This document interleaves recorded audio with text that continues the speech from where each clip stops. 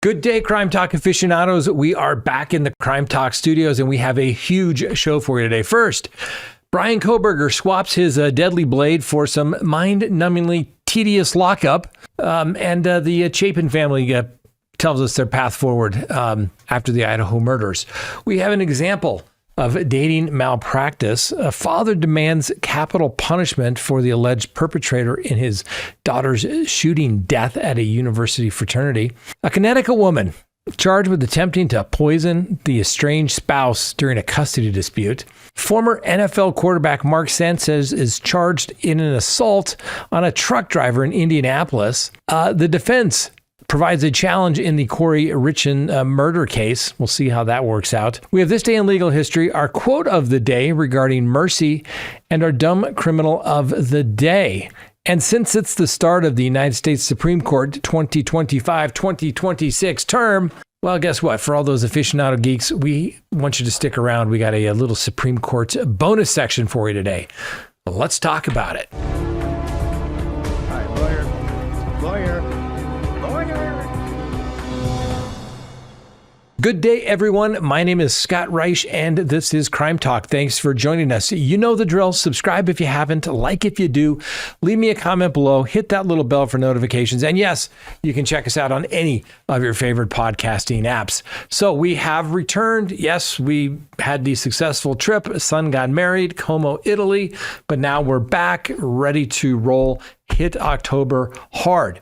But before we get to the docket, a couple things we need to talk about. First, if you want merch, like, for example, the Crime Talk tag that we have, go to the link down below. Also, more merch stuff. Check out this. Lawyer, love it. How about this one? Go there, check it out. If you got a great idea, guess what? They can make one too. And that's right, the Constitution matters. It does, ladies and gentlemen. Because, hey, this is the start of the 2025-2026 term for the United States Supreme Court. And what is criminal law, ladies and gentlemen? It is constitutional law. That's really what it is. All those rights that are guaranteed to every defendant come from the United States Constitution. So it's really constitutional law. So you got to love constitutional law. You got to love the Supreme Court. All right, so let's go ahead and open the record for Monday, October 6, 2025. And first on the docket, Bryan Kohberger swaps his deadly blade for some mind-numbingly tedious lockup routines. Oh, how the mighty have fallen. Or in Bryan Kohberger's case, how the once notorious slasher is now begging for basic prison perks that could bore anyone to tears. Now, official documents from the Idaho Department of Corrections outlining Kohberger's grievances and his unexcitingly daily routine in that fortress of solitude. And honestly, it's about as thrilling as watching paint dry. Take a look at this little gem. Kohberger, the guy who admitted to knifing 4 University of Idaho undergrads to death, dashed off 3 inmate grievances sheet to the folks at the Idaho Top Security Slammer during July and August of this year. On July 27th, he whined about not being able to log into JPay. That's the fancy app for funneling cash to prisoners so they can splurge on snacks, preventing his grand commissary haul, since that's apparently the highlights of his cell-bound existence. Now, a guard fired back that setup takes a hot minute after a transfer. Kohberger had just been shipped from the local jail to his lifelong resort around July 25th, following his 4 consecutive life sentences. The excitement escalated, yawn, on August 13th when our anti-hero scribbled that he'd requested supplies and got zilch in return. Staff helpfully noted that those goodies usually drop on Sundays. Riveting stuff, isn't it? Then on August 18th, with evidently zero other thrills on his schedule, Kohberger penned a gushing note to Sergeant Martin, thanking him for some printouts and order forms, and boasting that his JPay woes had magically vanished. How utterly fulfilling. And if that doesn't scream party time, consider his ultra-exclusive digs in the high restriction wing. Solo cell, shuffled around in shackles like a prize exhibit per the Department's details. Officials chime in that the 30-year-old gets to freshen up every other day and bask in a whopping hour of fresh air daily. What a glamorous downgrade from his previous hobbies.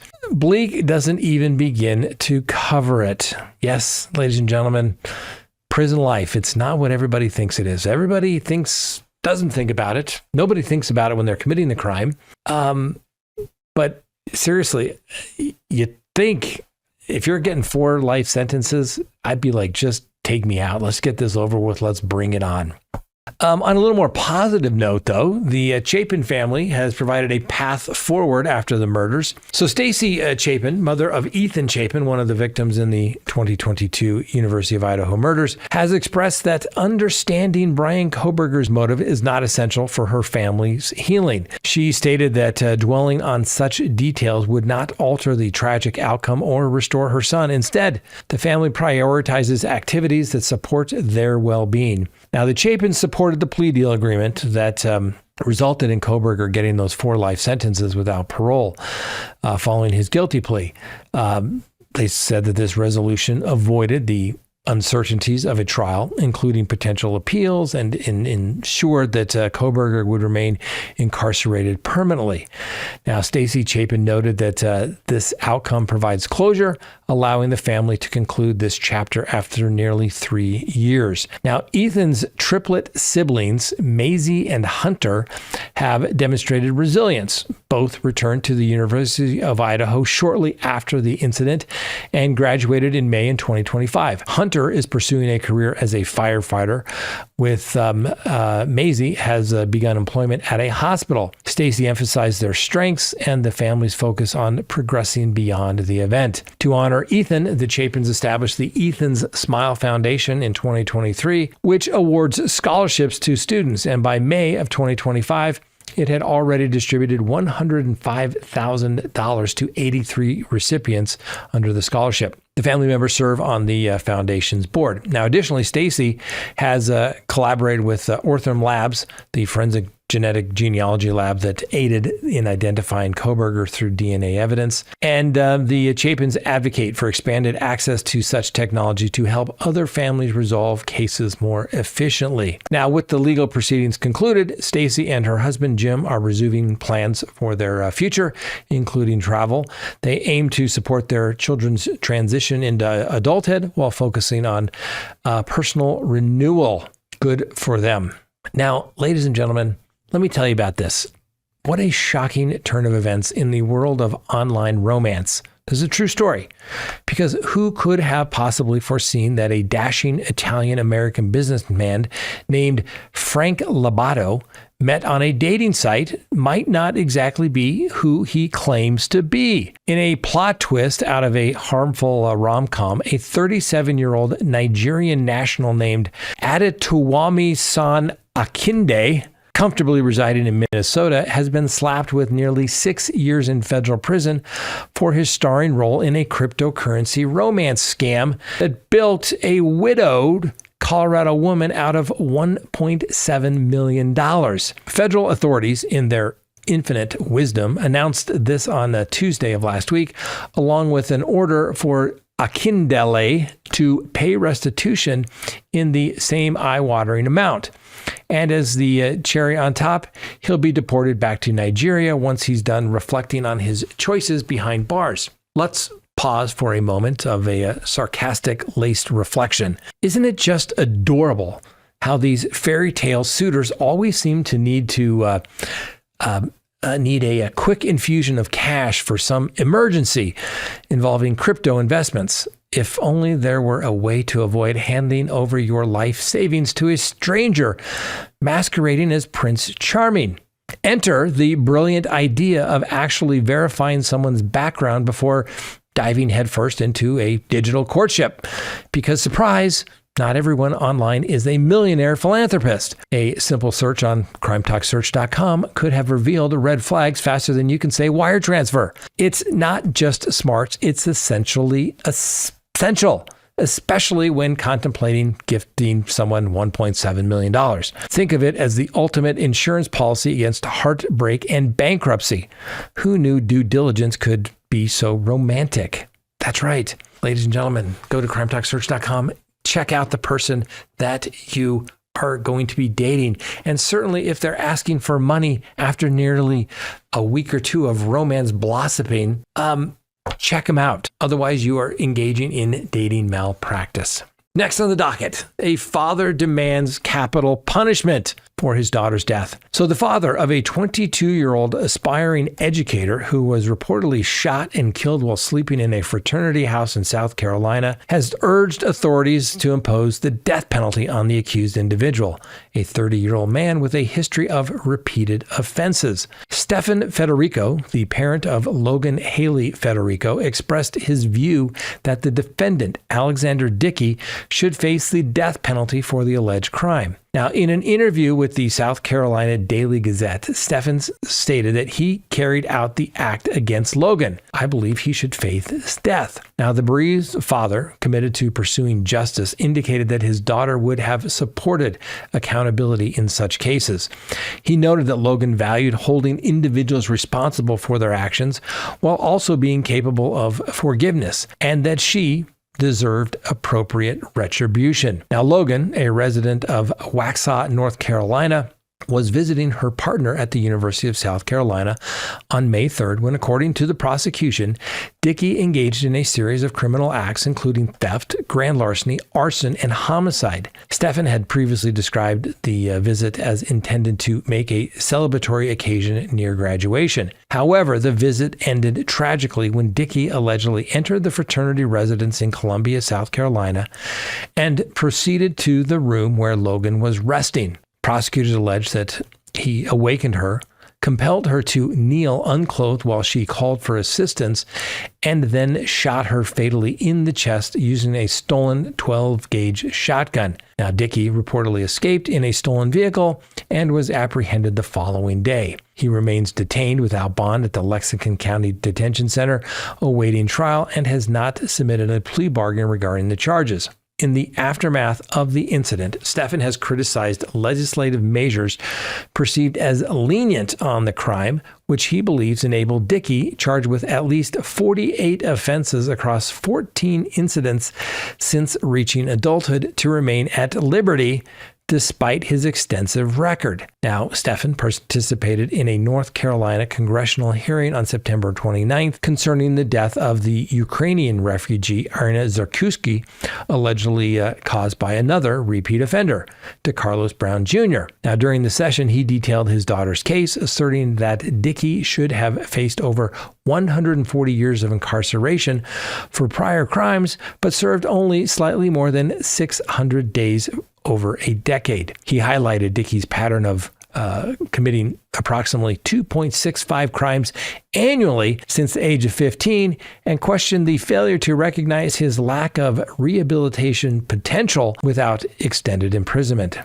Stephen's call for the death penalty followed a statement from Richard County Chief Prosecutor Bryan Gibson expressing uncertainty about pursuing capital punishment. In response, the Attorney General, Alan Wilson, assigned Senior Assistant Deputy Attorney General Melody Brown from the Death Penalty Division to aid him in that evaluation. Now, at that hearing, Stephen emphasized that lenient criminal justice policies have contributed to the tragedy and vowed to persistently advocate for reform. He committed to continuing his efforts until changes are implemented to protect innocent individuals and cease safeguarding repeat offenders. Which is interesting, ladies and gentlemen. Obviously, as somebody who's practiced law as a criminal defense attorney for many decades, there's a balancing test.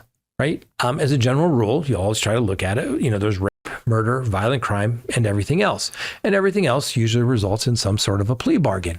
And on the violent crime issues, usually, there may have to be a trial because somebody is going to lose their liberty for an extended period of time. But you have to really question, at what certain point do you finally just say, we've tried, we've given you resources, we've given you the assistance that you need and desire, but the defendant just simply is not going to conform to societal norms. At what point do you just say we need to lock somebody up and throw away the key? Let me know. Do you think people are redeemable, or, is past performance indicative of future results? Let me know in the comments below. Next, a Connecticut woman charged with attempting to kill her spouse over a custody dispute. That's right. A woman from Connecticut faces allegations of contaminating her estranged husband's beverages with antifreeze amid an ongoing contentious dispute over child custody.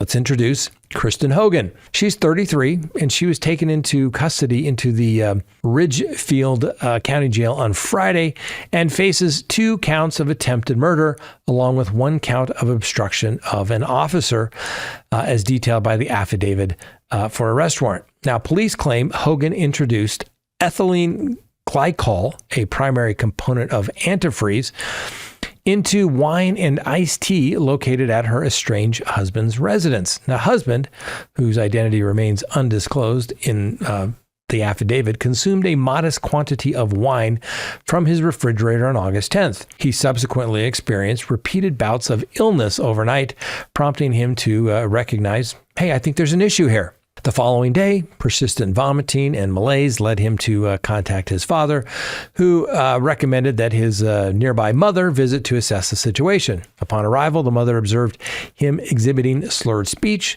unsteadiness, and vomiting, and promptly took him to the hospital. Well, medical professionals initially considered a stroke, but after evaluating his condition, diagnosed the ethylene glycol toxicity. He was admitted into intensive care and underwent dialysis for kidney failure, during which he disclosed his consumption of the wine to the doctors. The wine bottle had been opened 5 days prior during a social gathering at his home, after which it was resealed and refrigerated. The husband later informed the police investigators that he suspected Hogan of tampering with the wine on August 7th, coinciding with a scheduled court appearance that she failed to attend. During his time at court, he received a notification indicating that Hogan's mobile device had connected to his home Wi-Fi network and transmitted data. He noted that Hogan, with whom he shared a child, possessed unrestricted entry to the property.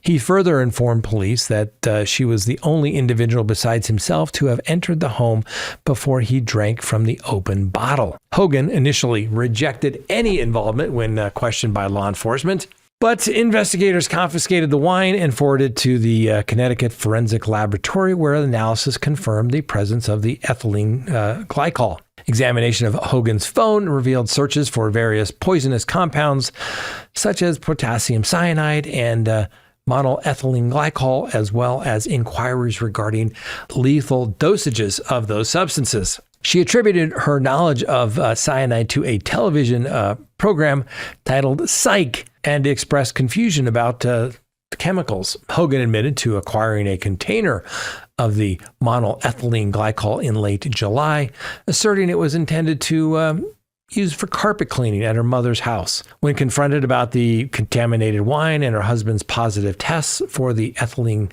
glycol, she denied any tampering. Subsequently, she admitted to adding the toxin to her estranged husband's wine, reportedly stating that her intention was not to cause death, but to induce illness as retribution for alleged psychological mistreatment. According to the affidavit, Hogan indicated she added an indeterminate but small amount of the ethylene glycol to the nearly full bottle of red wine. Investigators informed Hogan that their shared child might have ingested the substance, a possibility she strongly refuted. Nevertheless, the child required hospitalization in late September for symptoms resembling those of her father. The affidavit states that Hogan confined the tampering to the wine and iced tea, with no one else aware of her actions. The husband suggested to police that Hogan's actions were motivated by a desire to secure sole ownership of their house and full custody of their child. Well, that didn't quite work out, and Miss Hogan remains in detention on a $1 million bond. And now she's probably not going to be near her child and probably going to prison for a lengthy period of time. Sometimes you just got to get along and just realize you're maybe not going to get everything you want in the divorce. It's just the way it is. And you certainly can't go around trying to kill people. particularly your husband that you despise. Next, former NFL quarterback Mark Sanchez charged with assault. That's right. Indianapolis police have charged former NFL quarterback Mark Sanchez with felony battery resulting in serious bodily injury following an altercation with a 69-year-old truck driver in a downtown alley. Now, the incident was apparently captured on surveillance video that stemmed from the dispute over the driver's presence at a hotel loading dock. Anyway, the confrontation occurred early Saturday morning near the Indianapolis Marriott downtown, and the Westin Hotel stayed there. Guess what? Didn't get stabbed, didn't attack a single person. Anyway, the victim identified in court documents as PT was performing his duties for the company that specializes in commercial cooking oil recycling when Sanchez approached his box truck. According to the probable cause affidavit, Sanchez informed PT that he was not permitted in that area, claiming he had spoken with hotel management. Seems odd that a complete stranger would be so concerned about parking, wouldn't it? Unless, of course, you're drunk. Anyway, surveillance footage reviewed by the detective shows Sanchez opening the driver's door of the truck and engaging in a conversation with PT, the driver. The interaction escalated as Sanchez reportedly entered the vehicle cab and inspected its interior, prompting PT to object. PT later told investigators that Sanchez appeared intoxicated and had slurred speech and the odor of alcohol, though a local bartender who assisted Sanchez post-incident reported no signs of impairment. Well, as the situation intensified, PT attempted to contact his manager, but was blocked by Sanchez. Once again, video evidence depicts the two men moving around the truck, with PT walking away towards the hotel security office for assistance. Sanchez follows him, preventing PT from accessing his phone inside the cab. Fearing for his safety, PT deployed pepper spray, which temporarily affected Sanchez but didn't halt his advance.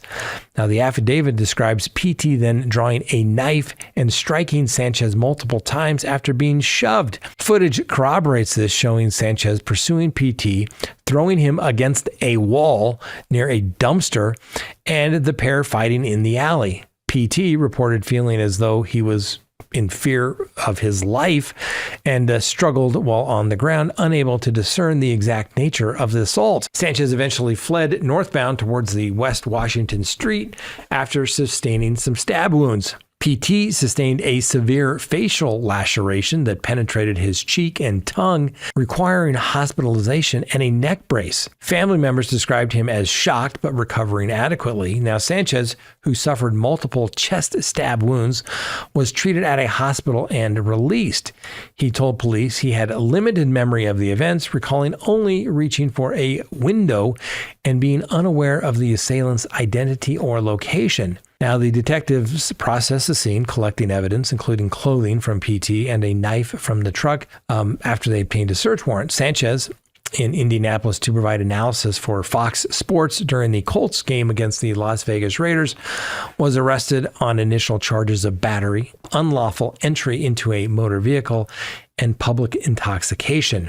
Now, the Marion County prosecutor, a guy by the name of Ryan Mears, upgraded the charges to a level 5 felony on Monday, citing the severity of PT's injuries, which carries a potential sentence of 1 to 6 years in prison if convicted. Mr. Mears emphasized during a press briefing that the investigation is ongoing and with outstanding search warrants and a potential for additional charges.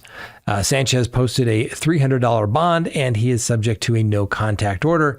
He is scheduled to appear in court for the first time on Tuesday. Talk about something that escalated. Routine encounter turns violent, with both parties claiming self-defense. If there's any other witnesses, the police also ordered them to come forward. But apparently these two are also filming each other. It's going to be interesting.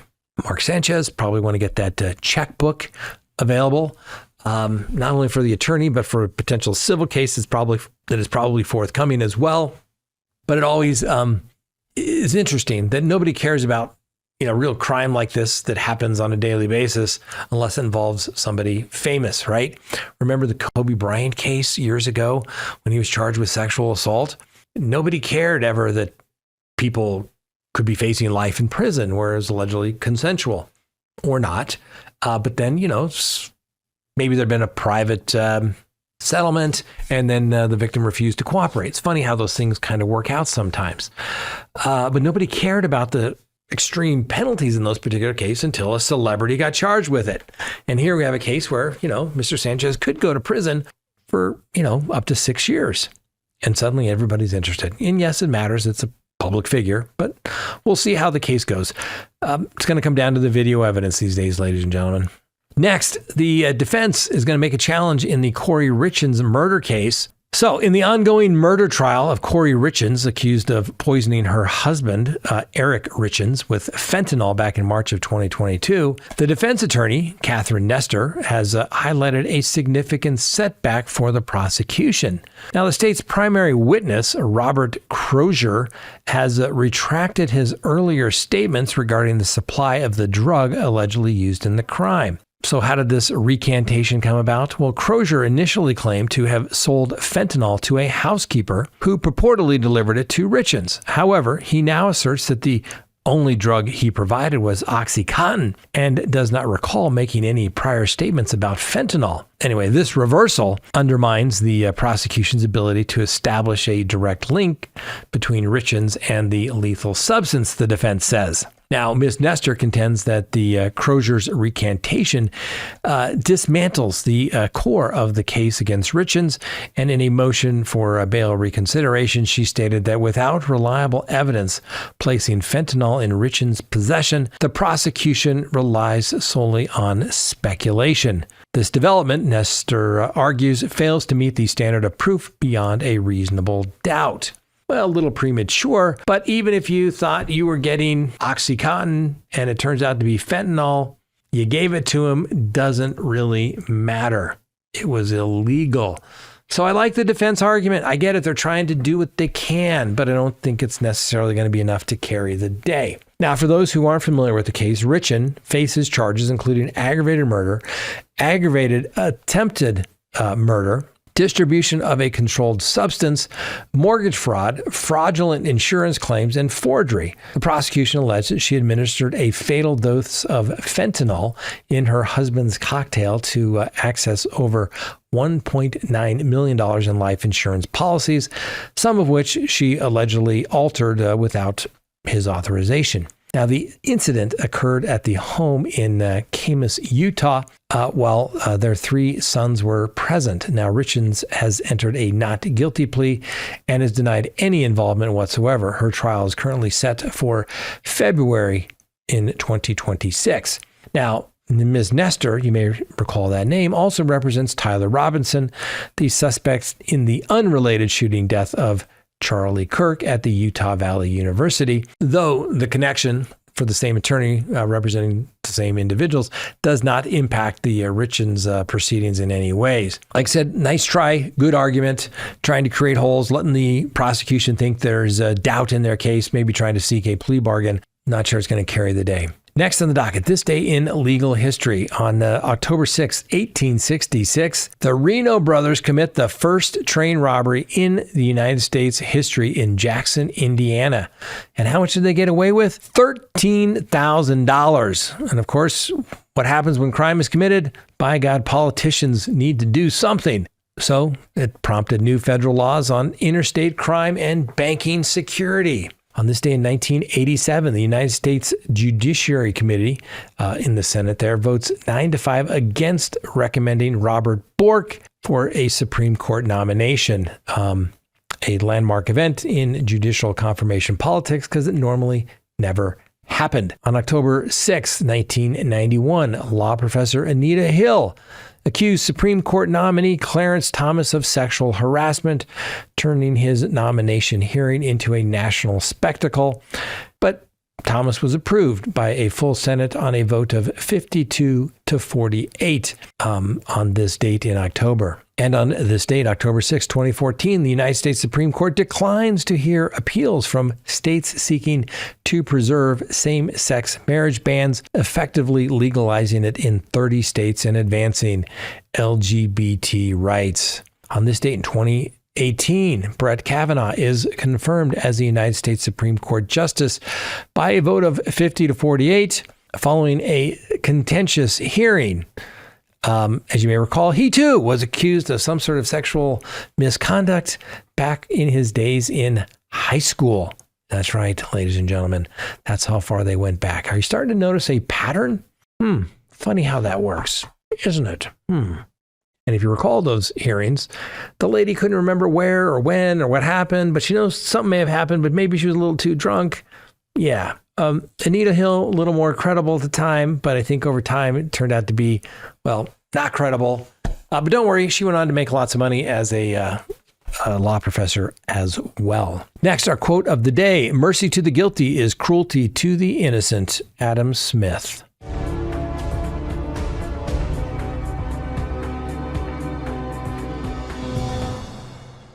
Take a look at this porch pirate.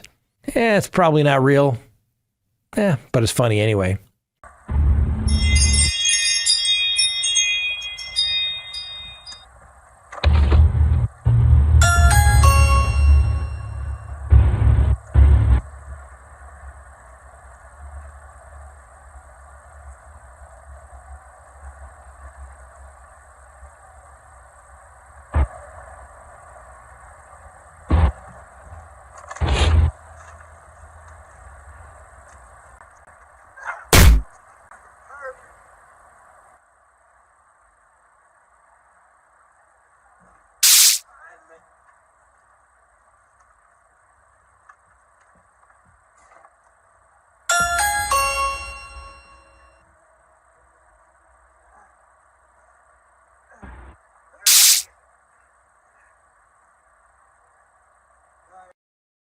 That's why UPS get paid more than y'all. And then today, we have our bonus.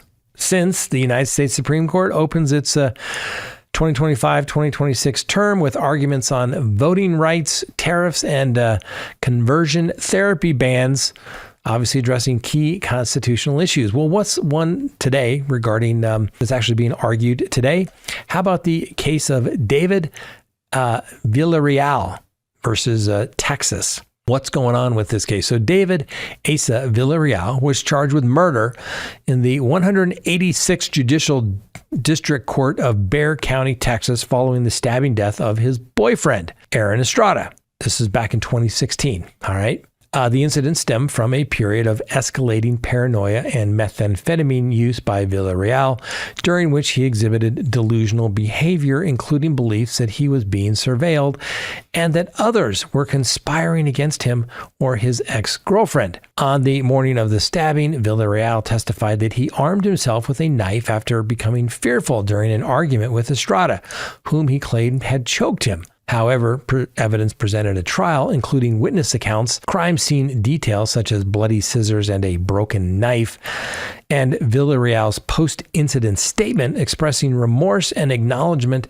of Estrada's innocence, contradicted his self-defense claim. Now, Villarreal was the sole defense witness during the guilt phase of the trial proceedings. And during Villarreal's direct examination shortly after noon, the trial court declared an overnight recess due to a scheduling conflict. The judge issued an order prohibiting Villarreal and his attorney from discussing his ongoing testimony during the approximate 24-hour break, while explicitly permitting discussions on other trial-related matters such as sentencing issues or trial tactics. Well, Villarreal's counsel acknowledged understanding the order, but objected on Sixth Amendment grounds because the testimony resumed the following day and Villarreal was convicted of murder and sentenced to 60 years in prison. So what's the big issue presented that made us all the way to the United States Supreme Court? The primary question presented in the petition for a writ of certiorari is whether a trial court's order prohibiting a defendant and his counsel from discussing the defendant's ongoing testimony during an overnight recess while allowing consultations on other matters violates the defendant's Sixth Amendment right to counsel. The issue arises at the intersection of the defendant's right to effective assistance of counsel during the critical trial stages and the trial court's authority to preserve the integrity of testimony by preventing potential coaching or undue influence. Now, Villarreal argued that such restrictions impermissibly burdens the attorney-client relationship, as discussions of testimony are inextricably linked to broader trial strategy, witness decisions, and plea considerations. Now, the state of Texas countered that the order was narrowly tailored to protect the truth-seeking function of the trial, distinguishing it from broader prohibitions and emphasizing that it allowed unrestricted access to counsel on non-testimonial matters. So the case highlights a long-standing division among lower courts regarding the constitutionality of restrictions on attorney-client communications during overnight recesses in the midst of a defendant's testimony. So the split interprets two key U.S. Supreme Court precedents, a case called Getters, G-E-D-E-R-S versus United States, which held that a complete ban on consultations during an overnight recess violates the Sixth Amendment.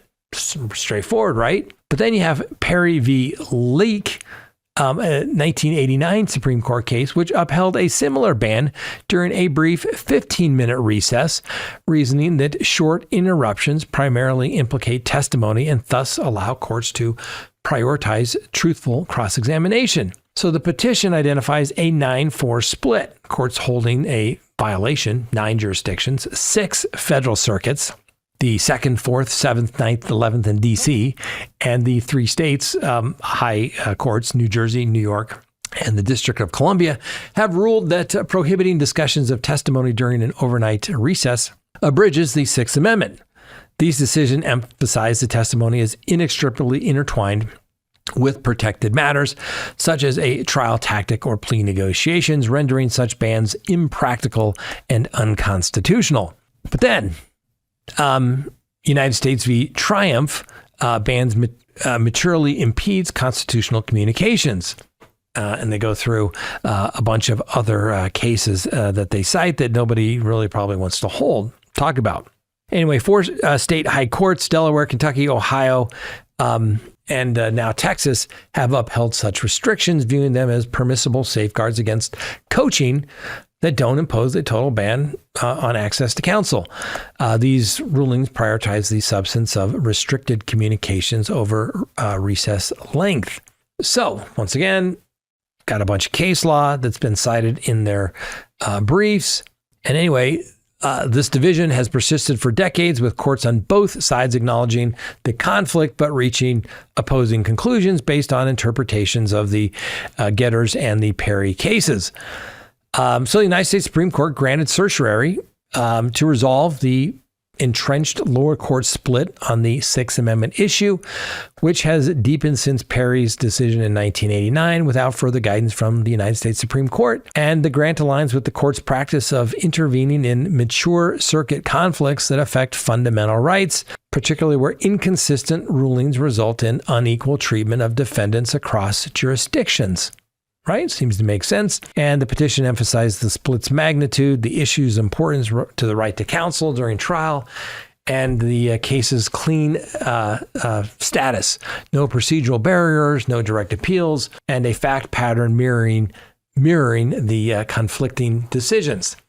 The state opposition brief argued the rarity of such orders and their workability, but the court likely viewed the conflict as warranted resolution to clarify the balance between the access to counsel and trial integrity.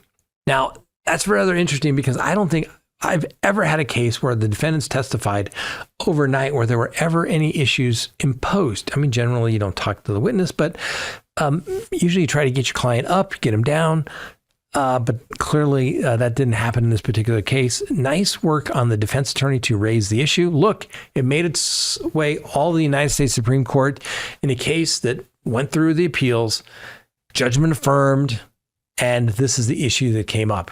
Like I said, it's those little trial attorneys in the trenches every day that make Supreme Court case law, right? The big fancy firms go argue it when it gets up there, but it's the people down in the trenches that ultimately make the issues. The next is a double jeopardy clause issue under 924C and 924J. Now, this is kind of interesting because I got a case just like this. That's why I'm really interested. So the petitioner, this Dwayne Barrett, argues that imposing separate sentences for a violation of 18 United States Code 924C, which is the use or carrying a firearm during a crime of violence, and 924J, causing death through a firearm using use during such a crime based on the same conduct, violates the double jeopardy clause of the Fifth Amendment, which prohibits multiple punishments for the same offense. So he contends that the 924C is a lesser included offense of 924J, as every element of 924C is contained within 924J, with the latter requiring only the additional elements of causing death. And under Kohberger, which is a 1932 United States Supreme Court case, which says that offenses are the same if one does not require proof of a fact the other does not. Absent clear congressional intent for cumulative punishment, such sentences are unconstitutional, as that has been affirmed for years and years and years, right? So if you have all the same elements of the offense, right, and then they add one, well, technically that's a different offense. It's probably why the challenges haven't been there. But something has piqued the United States Supreme Court in this particular case to say, let's resolve the issue. So the petitioner in this case notes that 924J and 924C, but does not incorporate its mandatory minimums or the consecutive sentencing requirements, right? Because 924C, it's mandatory, boom, 5 years, gun, crime of violence, tack that on to every offense. Anyway, so the petitioner highlights a circuit split once again with the Fifth Circuits, the First, Fourth, Sixth, and Ninth agreeing that the cumulative punishments are barred, while the Second and the 11th Circuit permits them. Of course, the 10th Circuit, where I usually practice, hasn't resolved the issue or even addressed it.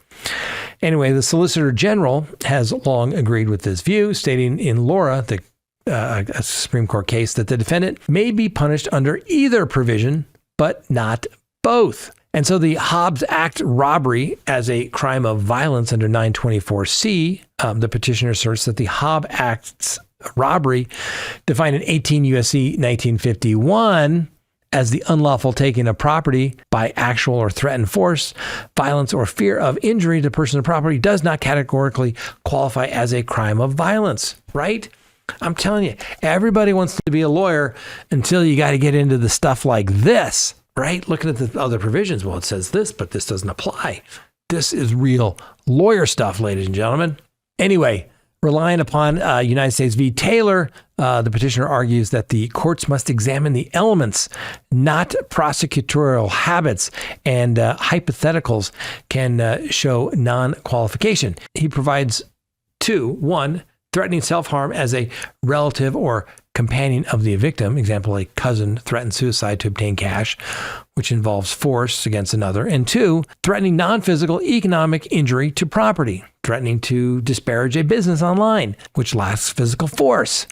These align with the statute's broad language, but fall outside of 924C. So he criticizes the circuits for relying on pre-Taylor precedent using the invalid realistic probability test, and notes district courts' agreements in cases like Haynes versus United States. Now, the respondents, the United States, maintains its longstanding position that a cumulative punishment under 924C and 924J for the same conduct are not permitted, as 924C is a lesser included offense. However, in opposing certiorari, it argued the issue is interlocutory and not ripe, as resentencing has not occurred.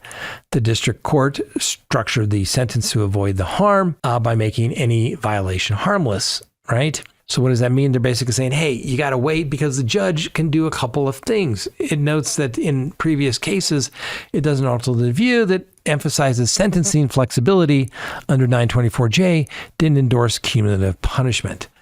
So I know that's totally in the weeds. I'm interested in this because I got a case with very similar facts. But like I said, this is what the Supreme Court argues. Now, this case is postured a little differently because it's gone up on an interlocutory appeal. But the court could send it back and simply say that it's not right, go to sentencing, see what happens.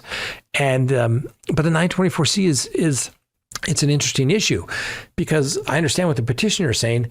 The 924J, I can get this sentence for a crime of violence, but the 924C is mandatory consecutive. So therefore, you got to get the minimum 5 years. But are you sentencing the same crime? or saying, no, you're not sentencing the same crime. It's a sentencing enhancer. So interesting question. Like I said, whether the two sections of 924C and 924J define the same offense under Kohberger, precluding cumulative punishments, absence clear congressional intent. Like I said, it's going to be interesting to see. I know, kind of in the weeds, but what can you say? That's the way it is. The next case actually comes from the state of Colorado, Childs v. Salazar. So the Supreme Court is scheduled to hear oral arguments, is actually hearing it today, in the case of Childs v. Salazar. Now, this dispute centers on a constitutional challenge to Colorado's prohibition on conversion therapy for minors, defined as professional treatments aimed at alerting a client's sexual orientation or gender identity. Now, the law, passed in 2019 and known as the Minor Conversion Therapy Law, restricts licensed mental health professionals from offering such therapy to individuals under the age of 18. An exemption applies for those engaged in religious ministries. So what are the facts? So Kaylee Childs is a licensed professional counselor in Colorado Springs and practicing Christian, initiated the lawsuit in 2019 to prevent enforcement of the ban against her. Childs maintains that her practice involves talk therapy, focusing on assisting clients with their self-identified goals, which may include reducing unwanted sexual attractions, modifying behavior, or achieving alignment between identity and physical body. She asserts that she does not aim to convert or cure clients, but supports their stated objectives. Now, the United States District Court denied Child's request for a preliminary injunction, a decision upheld by a divided panel at the 10th Circuit. The majority classified the ban as regulating professional conduct and with incidental effects on speech, implying rational basis review, a deferential standard to the state, and finding that the law was constitutional. Now, the dissenting judge, Harris Hartz, argued that the ruling erroneously conflated speech with conduct, potentially warranting a higher level of scrutiny. So Childs petitioned the United States Supreme Court in the fall of 2024, and the justice granted certiorari in March of 2025. So Childs contends that the ban infringes on her First Amendment right to free speech, characterizing it as a content-based and viewpoint discriminatory restriction. She argues that her counseling relies exclusively on speech, not conduct, and that the law prohibits her from discussing certain topics, such as encouraging clients to align their identity with their biological sex while permitting opposite viewpoints, like affirming transgender identities. This, she claims, triggers strict scrutiny, the most rigorous constitutional test, which requires the state to demonstrate a compelling interest and demonstrate that the law is narrowly tailored so as not to implicate the First Amendment challenges. And so under the strict scrutiny, Childs asserts the ban fails, says that there's no lack of compelling interest. She cites an absence of evidence showing harm from her talk-based counseling, suggesting that the ban may instead harm minors by denying access to desired support. The law, she also argues, is overly inclusive, and it bars all related discussions regardless of context, and is under-inclusive as it exempts non-professionals, religious ministers, and applications to adults. Childs persists that the state's motive to suppress disfavored views rather than to protect health. Now, supporting the amicus brief, which are briefs where people file briefs in support or opposition of the argue, include one from the federal government, aligns with Childs on speech classification, recommending remand for a strict scrutiny application. The Solicitor General notes that while Colorado has interest in safeguarding minors from harmful treatments, evidence linking talk therapy to harm appears insufficient, implying viewpoint suppression. Now, Colorado defends the ban as a regulation on professional conduct in mental health care, not speech per se. The state enacted the law amid rising mental health concerns among teenagers, supported by evidence association conversion therapy with heightened risk of depression, anxiety, suicide, and ineffective outcomes. It frames the prohibition as narrow, targeting only treatments with predetermined goals of changing orientation or identity akin to barring substandard medical practices like advising cancer patients to smoke. The state argues for rational basis review as the ban addresses conduct incident to speech consistent with historical regulations of health professions to uphold standards of care. And it warns that classifying such regulations as speech restrictions could undermine broad healthcare oversight, given that much treatment involves verbal communication. They state that even under strict scrutiny, Colorado maintains the ban is lawful.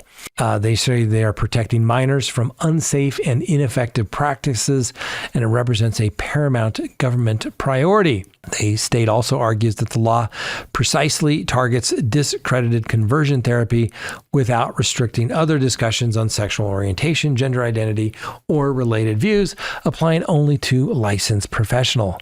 The state notes that Childs herself disavows intent to violate the law by not seeking to change orientation, suggesting her practice may comply. Obviously, the state's argument implicates the First Amendment protections against the government restrictions on speech. And for non-speech regulation, the law must be rationally related to a legitimate interest, highly deferential to the state. Strict scrutiny for content or viewpoint-based speech restrictions, the government must prove a compelling interest and the least restrictive means that are narrowly tailored such, but they rarely survive challenges up at the higher courts.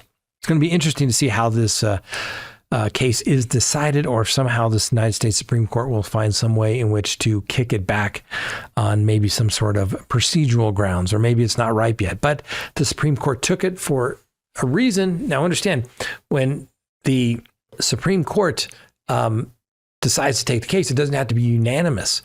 Usually it's 4 justices say, yeah, we'll take the issue up, and then there you go. They grant cert, but it's got to be some compelling interest, but they decided to take it. So the Supreme Court's decision could hinge on whether the ban regulates speech or conduct. And obviously, if classified as a speech restriction warranting strict scrutiny, the ban might be invalidated as applied to talk therapy, potentially remanding for further review. And this could broaden First Amendment protection for professionals, limiting state oversight of counseling content and affecting similar bans in over 20 states. Upholding under the rational basis would affirm states' authority to regulate mental health practices, preserving the ban and similar laws. And it might maintain the status quo for healthcare regulations, but raise concerns about chilling professional speech. The courts could remand for evidentiary development under a specified scrutiny level, delaying resolution and allowing the lower courts to assess the harm based upon the evidence actually presented. The outcome may influence broader debates on balancing free speech, professional regulation, and protection of minors, with implications for religious expressions and mental health standards. Interesting case. Is it conduct or is it speech? Is it rationally related, therefore it gets great deference to the legislature? Or if it's free speech, does it maybe get overturned? Could get overturned. We'll have to wait and see, ladies and gentlemen. We never know. We'll try to put the arguments up. We're going to try putting the oral arguments up of Supreme Court cases because, frankly, they're just interesting. And having been to one where, there it is, right there, admitted to the United States Supreme Court, they're pretty impressive to go see in person, too. All right, ladies and gentlemen, I know it was a long show, but threw in that Supreme Court bonus. Hope you enjoyed it. Have a wonderful day. And remember, the Constitution matters.